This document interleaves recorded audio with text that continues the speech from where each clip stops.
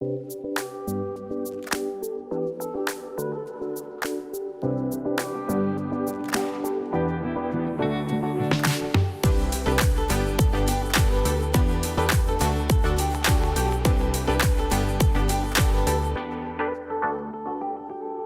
and welcome to another special presentation for the Elevate Summer Session. I'm Drew Parkhill. Thanks for being with us.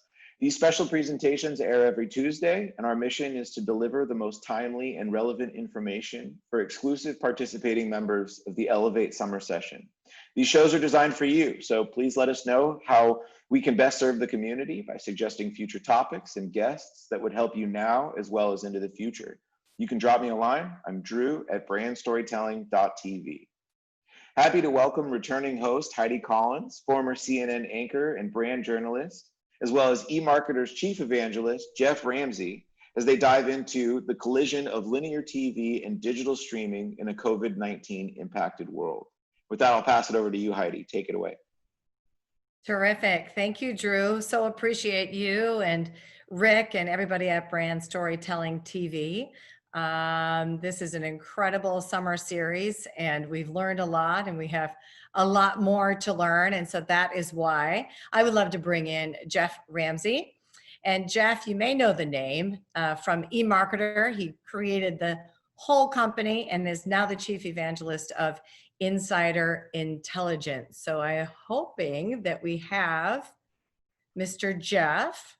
Are you there, Jeff? Yep, I'm right here. There you are. Fantastic. Yep.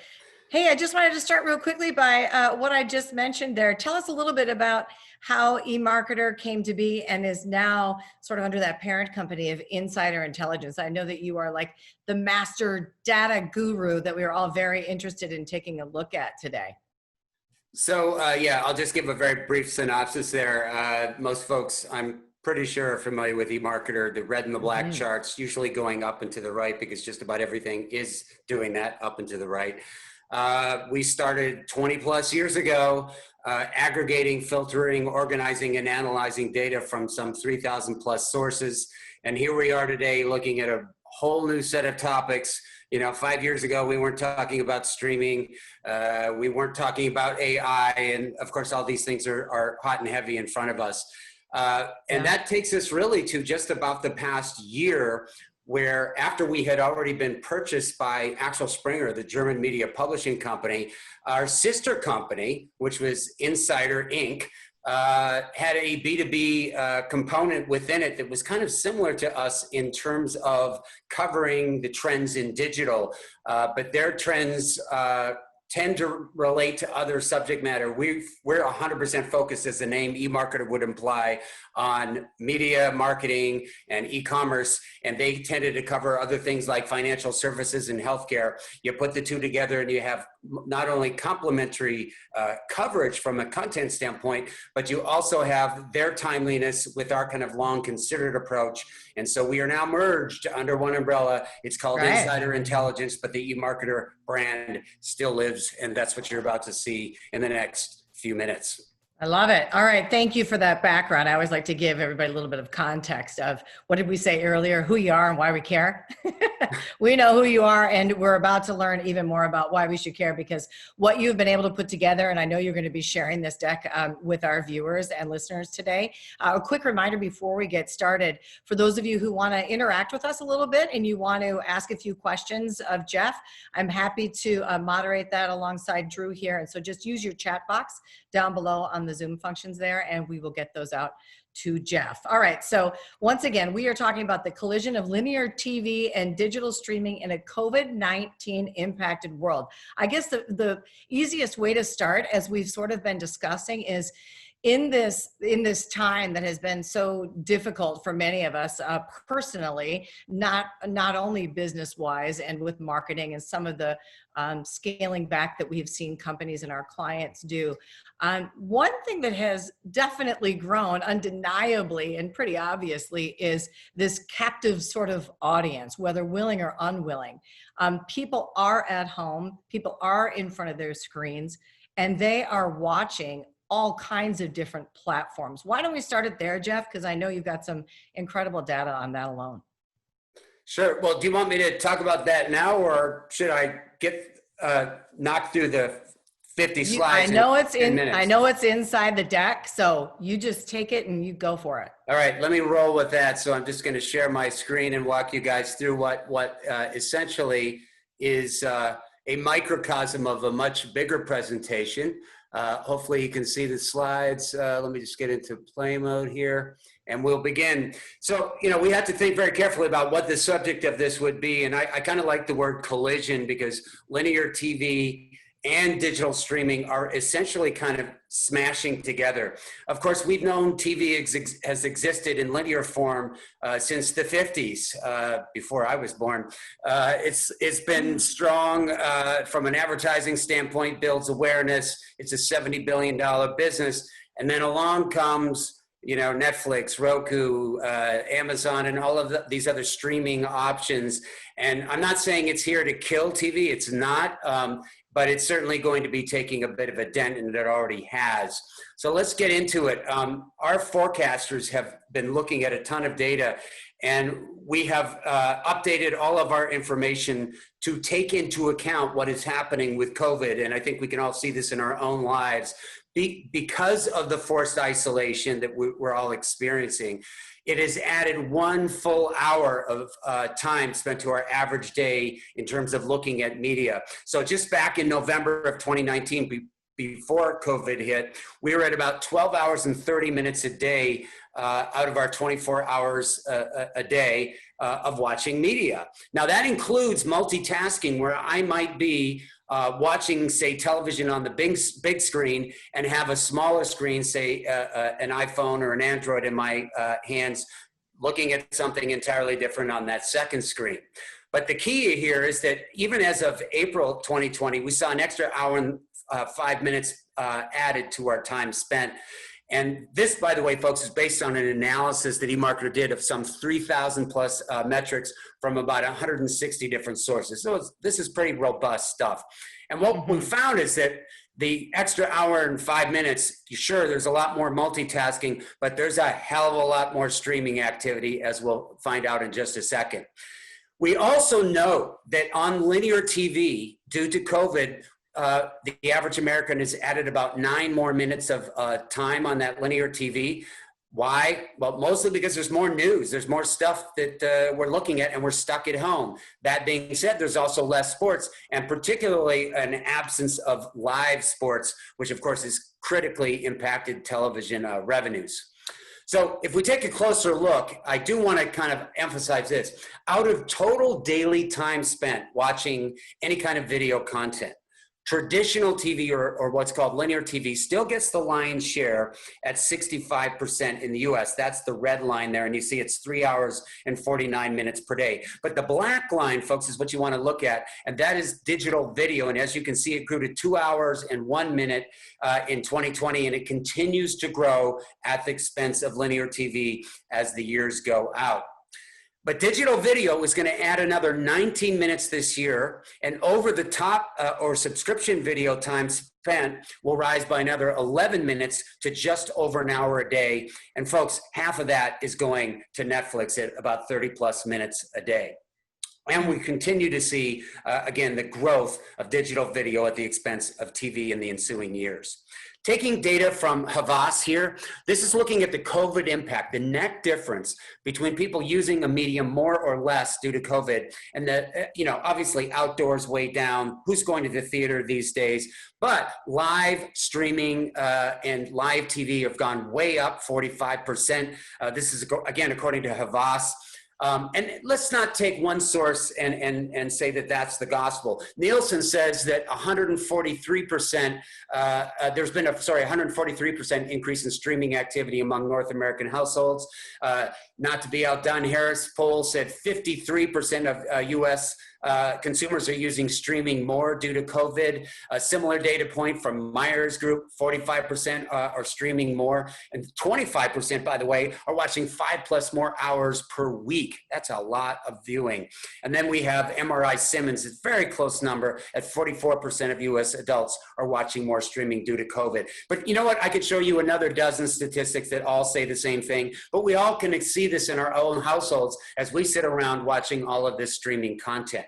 It really comes down to this chart, which we're going to be updating soon at eMarketer. This is looking at the universe in the black of pay TV households, which are shrinking. And when I say pay TV, I'm talking about those that are subscribing to cable or satellite television, you know, the $100 to $200 monthly bill you get, versus the red line going up, the quote unquote non-pay TV households. These are the cord cutters and the cord nevers that are going for the skinny bundles. Doesn't mean they're not paying anything. They're paying for just the content that they want on Netflix or HBO Now or Max or whatever it is.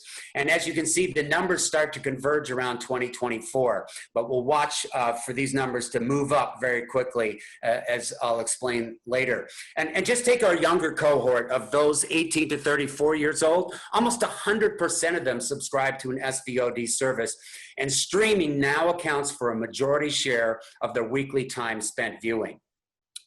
Taking a very close look at the implications for streaming from COVID, what we're seeing at eMarketer is an increased streaming video consumption, and that trends we think is only going to continue beyond the pandemic as people have become more and more habitualized to streaming. And now we see new streamers entering the market. When I say new streamers, I'm largely talking about people my age and a little older who are finally saying, you know what? I've had it just watching ABC and CBS. Let me check that new show that my younger grandchildren are watching or my children are watching. That looks pretty cool to me. Bottom line, what we're saying here is that the overtaking of expensive pay TV subscriptions with non-pay TV subscriptions could happen much sooner than 2024. We'll have new numbers out by the end of this month that suggest how rapidly that is upticking and changing the world. Now, here's a really important point. When it comes to time spent streaming across all Americans, paid or subscription video on demand services trump ad-supported or free services in terms of time spent. According to Deloitte, 71% of time spent with streaming goes to subscription video on demand, where you're paying for the content you want to see, and only 29% goes to ad-free or ad-supported content. Think Roku and some of the other free channels that are out there. And if you don't believe Deloitte, TiVo has similar numbers that put the emphasis even more towards SVOD at an 80-20 ratio. The bottom line here, folks, is that there's just no ads on these subscription video on demand platforms, at least not yet, although wait for that to change. If we look at the kings of SVOD, there's only one champion, and that is, of course, Netflix. Has the highest number of subscribers at 160 million. This is not total people actually watching Netflix, because there could be 3, 4, 5 people in a household that are watching it. This is the actual number of people subscribing or paying for this service.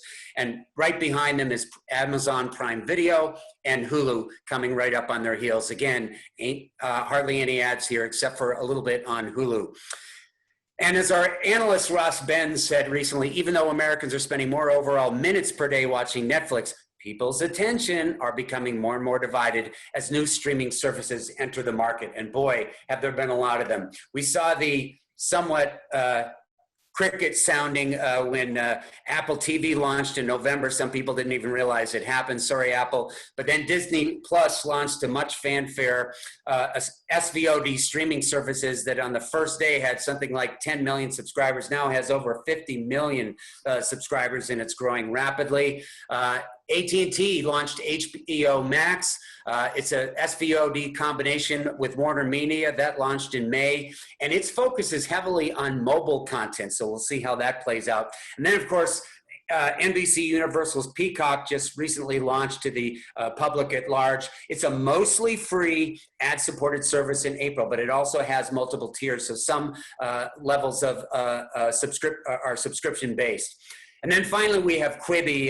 Jeffrey Katzenberg and Meg Whitman launched this big, huge startup. It's a hybrid service, focused 100% on mobile. The numbers that we've seen so far, they look a little bit shaky, and we can talk about that later. Mhm. Quick look at the ad spending trends, and what we'll find is that the dollars are pretty much going where the consumers are going.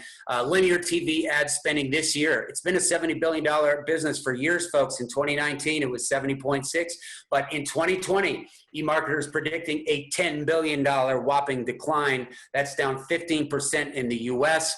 Globally, could be down by 12%.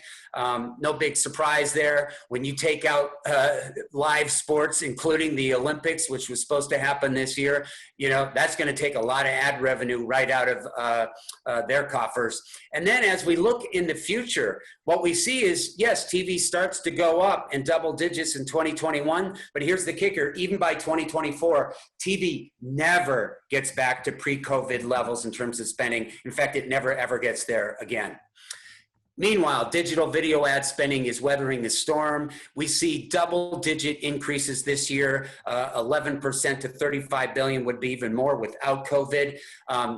Lots of other numbers suggest that marketers and agency professionals are adding more and more budget to digital video due to the pandemic. If we look at the connected TV market, this is CTV ad spend, it's going to reach about $8 billion this year. That's 23% of digital video ad spending, and it's a 25% growth rate. There's three major factors that are inhibiting that. Actually, a fourth one, which I'll talk about in a second, but the three major ones are, it still lacks the mass scale. That is in terms of time spent of traditional pay TV, where we saw before pay TV still garners about 65% of the time we're spent watching video. Although, again, among younger folks, that's shifted the other way. There's huge fragmentation of ad inventory in the connected TV space, and only 56% of CTV inventory is currently bought programmatically, whereas that figure is upwards of 80% when you look across all digital video ad spending. And then finally, there are integration, technology, and measurement issues across the many different devices and all the OTT channels, as most inventory still lacks a unifying device ID, like what we would call a cookie or something similar to that. But you know what, the biggest reason that's the kind of the uber alles elephant in the room is the fact that Disney Plus, Netflix, HBO, and Amazon Prime Video, which are the biggest players in this market, sucking up most of our time, simply have no ads. So marketers can't advertise there, at least in the traditional sense. And measurement and data, I'm here to tell you, are super important. But if you think that's the only thing that's going to get us there, it's only actually going to get us halfway there. Measurement really looks backwards to see what people were doing, what they were viewing in the past, and it's good, but it's not important it's not completely everything it needs to be, because you still need to connect with consumers. And this is vital for brand marketers. How are you actually going to connect with consumers in a way that resonates with their life and their lifestyles and their pocketbooks? So you need to connect, and to do that, you need to get three things right. You got to get the right place. You have to get the right time. So this is context, but I'm here to tell you, if you don't have value in your message, inherent value, you're going to lose the game.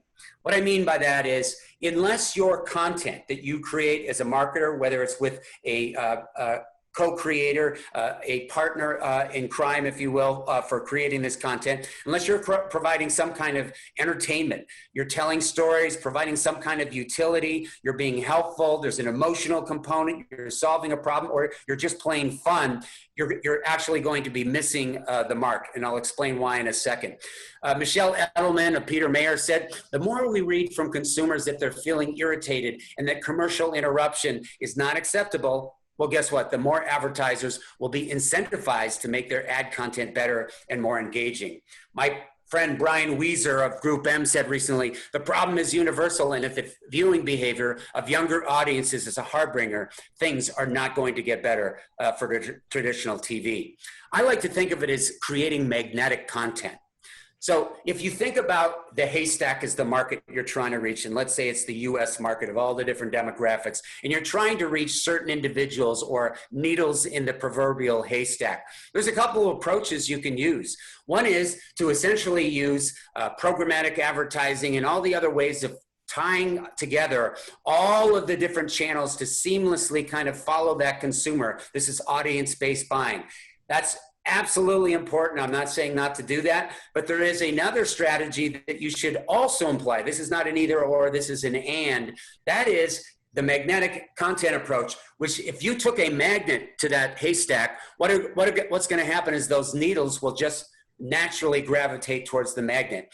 And if you create great content as a brand marketer, folks are going to be attracted to that naturally, organically, and they're going to want to share that content with other friends. So it's more about attracting people rather than trying to distract them with some kind of pitch.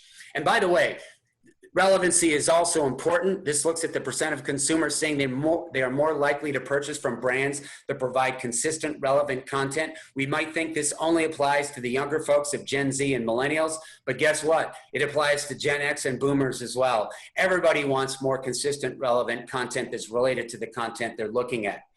And finally, what's the number one type of digital ad that is most preferred by digital video viewers? The answer is ads related to the video I'm watching at 56%. So there's a huge opportunity here to, when you're on that second screen, to have content that's actually related to the bigger screen that's in your living room. And with that, I think we hopefully have some time for some little bit more in-depth questioning. So Heidi, take it away. Yeah, we sure do. Hey, a fantastic job. If we could do a quick golf clap for George, sorry, for Jeff, that would be great, because just outstanding information. Do you want to take just 2 seconds and tell everybody kind of how you gathered all the information? I think there might be some people who are very interested in that. And then I do have a couple questions for you. Sure, absolutely. Well, you saw a bunch of third-party data. We have a team of researchers that are gathering all the latest third-party data, because no one source can be on the top or on the pulse point of every new piece of information, or have a reading of how consumer attitudes and perceptions and behaviors are changing, particularly in the midst of this epidemic. But we've also pushed our forecasters to re-release numbers that are based on all of the latest new data that we're seeing. And so these are all from April, May, June, July timeframe. And I guarantee you, over the next few months, as we continue to see COVID play out, hopefully it will diminish, but we have no idea. That's up to the epidemiologists and so on. You're right. We're going to be on top of this to make sure that it is the most up-to-date information. But you can see the general trend accelerating pretty rapidly. Yeah, absolutely. And so that was one of the questions that I had coming into me, Jeff, which was, what's the half-life of the data, and will you continue to update the information where everybody can sort of stay apprised of all of those? I love that you said the half-life, and I'm just going to make a little bit of humble remark here. I like to call it the Ramsey rule. It's kind of like Moore's law, is that the value of any analyst report in the digital, particularly streaming world, is worth half as much after 3 months as it was at 6 months. And that's probably being generous. Yeah, absolutely. So everybody's going to keep looking to you guys with that great new and accurate information. Hey, you mentioned something in a slide that I think people would be curious to hear more about. When you mentioned magnetic content, which I know that also was talked about, I think we said in your book, which we should say Digital Impact is also the name of the book that Jeff wrote. Really great information in there as well. When you're trying to produce magnetic content, which is exactly what my company does, we are trying to connect, and we're trying to get to those emotions, and we've seen companies do some amazing, amazing work. But when you're talking about connecting with, Netflix, Amazon, Disney Plus, audiences that aren't advertising, as you mentioned, how do you sort of finagle those new waters? Yeah, well, first of all, I'm just going to say a couple things. One is, if you take the Netflixes of the world, Disney Plus, how many years has Disney been in the entertainment world? Does that mean every single Disney show and movie is a hit? Absolutely not. My point there is, creating really great content that people actually want to view and watch and maybe watch again is really hard. So that's number one. I think your question where it's going, though, is in an SVOD environment, on a Netflix or an Amazon Prime show where there are no commercials, how do I as a marketer play into that? Well, there's a couple of strategies, one of which, of course, is kind of obvious, and we're already seeing evidence of this, which is product placement. Many people notice that on Netflix's very popular show, Stranger Things, There was a tie-in with Baskin Robbins. They've actually, with the ice cream company, and they've done that with a number of other advertisers too. So if you can somewhat surreptitiously land your product in a particular scene that is germane or relevant to the scene, I think that makes a lot of sense.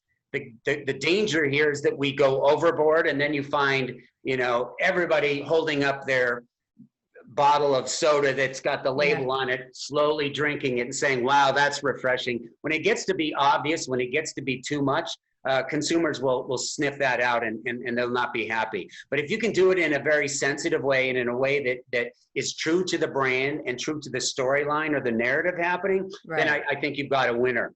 But there's other ways too. And some of this uses AI, which is you can use AI to do kind of look-alike modeling. The same type of people who are watching this particular show, say on Netflix, you might be able to identify going to similar pages on Facebook to look at social media content where advertising is allowed or sponsored content can be put there, where you can create owned content that may link back to your website or wherever it is. And that will borrow the interest from that show that you're trying to get in on. And then there's a third thing, which is simply to partner with a really good creative partner, whether it's your agency or some other creative entity like yourself, where you create your own show or your own series. One example of that was Nike partnered with National Geographic to create a documentary on, it was called Breaking 2, and it was about breaking 2 hours for the marathon. Amazing, I saw that. I mean, that's really exciting stuff. So, but you've got a brand that makes sense because they're all about running, right? As one example, and then you have National Geographic about, you know, how humans are reaching new heights. And so I think it's a partnership that makes sense. Yeah, and I think that you bring up a great point, and there is such amazing content out there from some of the companies like you mentioned that are really looking at themselves, I think, like TV producers, and this is one of our questions coming in as well. And then, you know, investing in shows with that hope that they can sell through to the platforms feels like that's kind of a shift in direction or a shift in thinking too.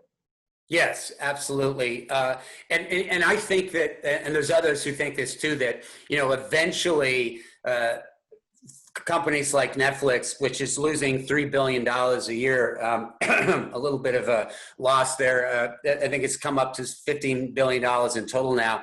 They're going to be looking most likely for additional revenue streams. So they're probably going to be wanting to partner more and more with marketers and brands in creative ways to get the advertiser's message out or content out that reflects the brand's imagery and pushes the show. And make no mistake, when Netflix does a partnership, they want to make darn sure that this enhances the show for the end consumer, as opposed to just being some kind of distracting thing that makes extra money for them. Yeah, and that's a great point, because we're talking about not really disrupting. We're talking about that continuance in the themes that are already out there with the entertainment that you're watching. So I think that's really important. Also, Rick is wondering, Rick Parkhill, our buddy, you know, that P&G, Procter & Gamble, just entered into a deal with Imagine Docs. That's a division of Imagine, I should say, the Brian Grazer, Ron Howard production company. Does that sort of give us a glimpse into the future, you think? Absolutely. I mean, this is high stakes, guys. I mean, as I said before, very few TV shows, very few movies really make it.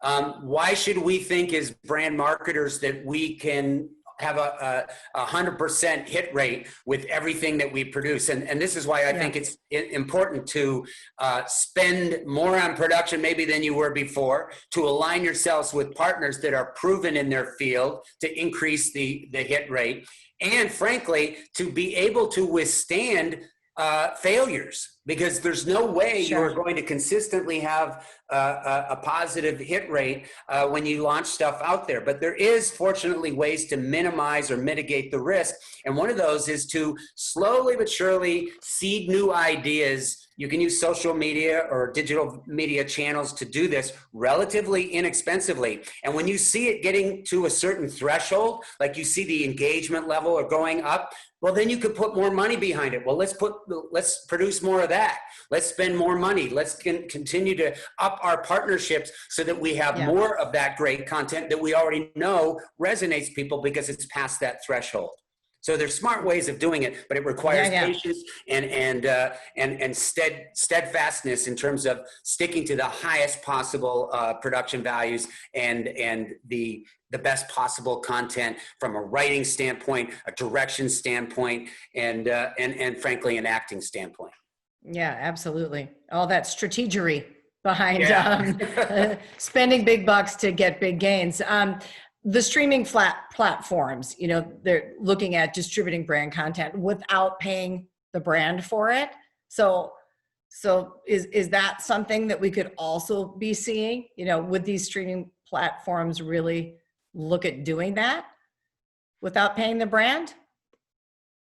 Sorry, I'm not sure how. What is it? What it is? Would the streaming platforms look at distributing this brand content without paying the brand for it? And some of these partnerships that we're talking about are collaborations. I mean, does that seem like it could be? I suppose that could happen, but if the content's really great, you know, on the premise that if it's good, they'll watch it.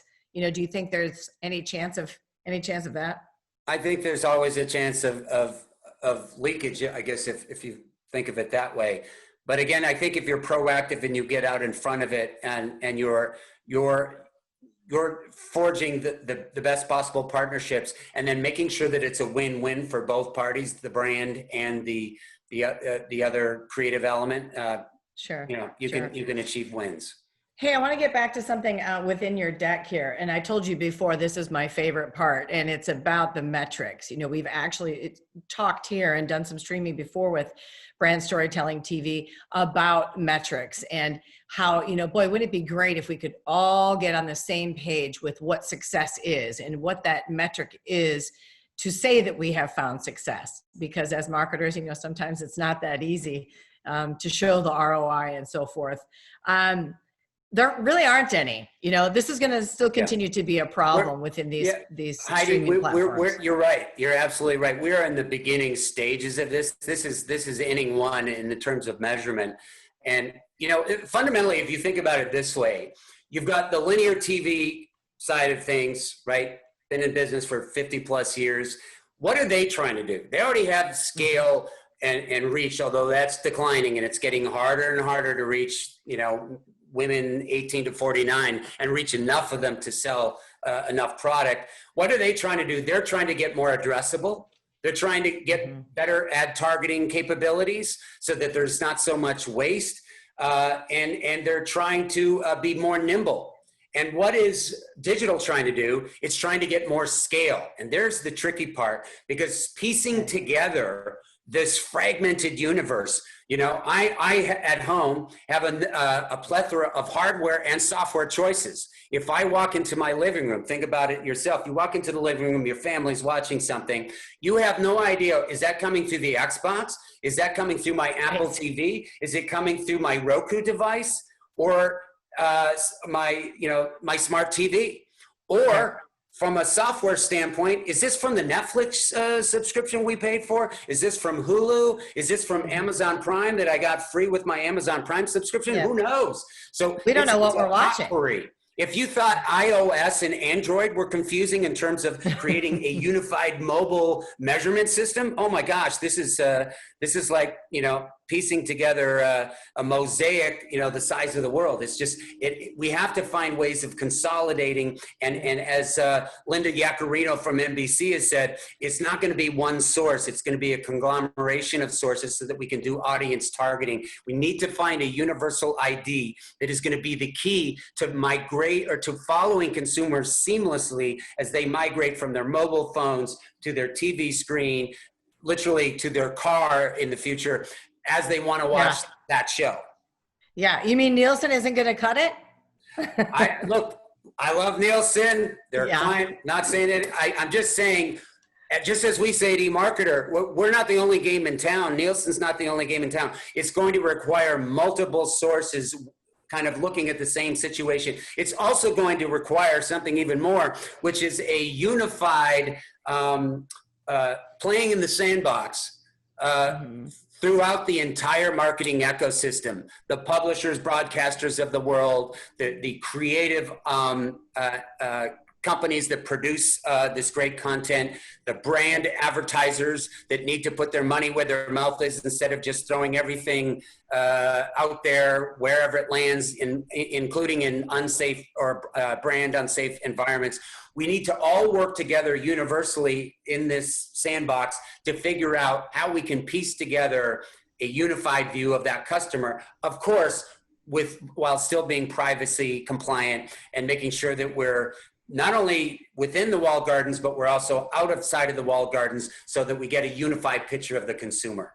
Not easy to do, but we have to do it collectively. Yeah, very, very complicated stuff, but boy, I hope it's coming because I don't know, it feels like, just as we see all of these new platforms growing and continue to grow, as you said, it will only get more complex if there isn't some sort of an algorithm, isn't the right word, but some sort of collective model to gather that journey. Really, it's almost like a marketing journey when they migrate from platform to platform. That's the holy grail. I never said it was easy. Smarter minds than myself will figure that out. But I do think it will be figured out to some extent in the next 12 to 18 months. Yeah.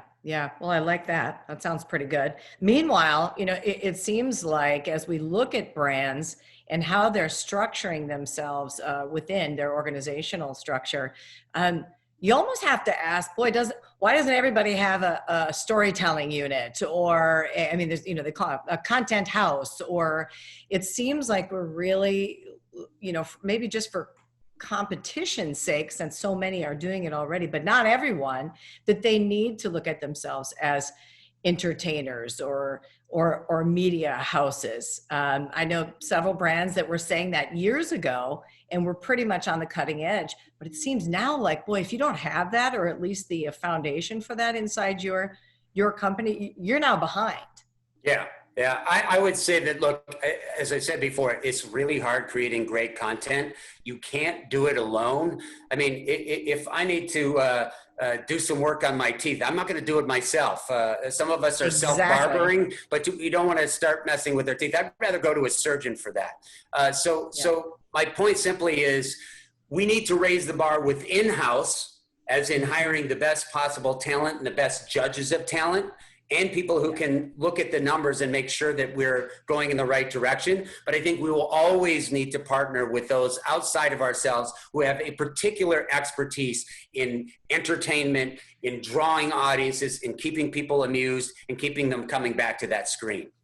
Where do you think the money comes from to fund that type of organization within the brands? I mean, does that mean that they have to cut back somewhere, right? Or they've just been making $2 billion somewhere else to funnel it in? That's to be decided. I mean, and I think it's going to depend heavily on the brand. And you take a brand like Red Bull that's been doing this for years. I can't tell you exactly where the money comes from, but it's a heck of a lot more percentage-wise than just about anybody. But another factor with money there, of course, is that we may need to spend more money with production, as in production values and getting really good talent in terms of writing, as I said before, and acting and so on, because it doesn't matter if you spend very little on production and you create a crappy product and then you put tons of money behind it to advertise it and nobody watches it, versus if you put a lot of money into great content and you have a hit. Well, guess what? You don't need to spend much money to promulgate that. Other consumers are going to do it for you. That's why it's called magnetic content. And if you keep that in mind, it doesn't mean that you don't do any advertising. It just means that you want to balance the advertising with content that's so damn good, people want to look at it, watch it several times, and share it with others. I remember commercials that were put on YouTube years ago selling toilet paper, for goodness sakes, that I had my 3 kids laughing off our chairs watching it again and again and again. And that's toilet paper. So don't tell me this can't be done with any brand. Yeah, absolutely. Absolutely. So who do you think the bigger players are going to be? And you did have a slide on all of these different platforms, and Netflix was large within that. But do you think they're always, I mean, So there's so many coming on board. Yeah. What's the best recipe or sauce for these Well, platforms? first of all, let me just say that I didn't have time to get into this, but from a consumer threshold standpoint, like how many skinny bundles can I have? I think the answer is pretty simple. Just as many as will be $1 less than what I was paying for cable and satellite TV. I mean, that's kind of a trite answer, but you know, I don't want to be spending more than I was paying before unless I'm getting really fantastic content. And I certainly don't want to be paying for wastage. But look, Netflix is going to be around for a while. They were the pioneers in this, and they've also been able to pivot. I think, as I said before, they're going to have to go to some kind of product placement model, some kind of advertising supported model. But I think product placement might be the better way to go right now. Disney Plus, look, it's a huge, huge entertainment franchise. What they were hoping was that this would just fuel more people to go to the theme parks, right? As they distribute all this content. Of course, that's not happening, although they are opening up, but who knows where that's going. But they're a big enough player that they can lose money on that. And by the way, every single content player in this market of the streaming market is losing money. Billions are being lost. And you know, it's something like $10 billion is being spent annually, or sorry, $100 billion. What am I saying? It's a magnitude. Yeah. It's $100 billion going into UBS. There's going to be an inevitable shakeout. We cannot have another dozen players playing in this market. What we are seeing is the rise of Roku, which is an ad-supported model. That's going to continue to grow because, yes, some people, particularly those out of work, and we see a lot of that happening now, are going to go for the free ad-supported model. But the subscription video on demand model is here to stay. The train's left the tracks, and people have latched onto that. And for a lot of them, they're going to hold on to those Netflix and Disney Streaming Plus platforms as long as they're producing great original content and supplementing it with content from the past. But if it's new good, players they'll will watch rise. it, right? It's going to be a shakeout, just like there is in any market. Yeah, for sure. Hey, last question for you, as we are running out of time here now, Jeff. What do you think the biggest takeaway is in this linear collision, if you will, and migration onto these SVODs? Sure. What should everybody walk away with? Here's the biggest takeaway. If you haven't noticed how your behavior at home has changed, wake up and smell the coffee. In other words, this trend was happening before COVID. We all were seeing the numbers. We had to change our numbers at eMarketer with all humility multiple times because, wow, look at these new numbers. This suggests the uptake and the time spent is even more than we thought. Then COVID happened and boom, you know, an extra hour of our day, a huge portion of which went to streaming.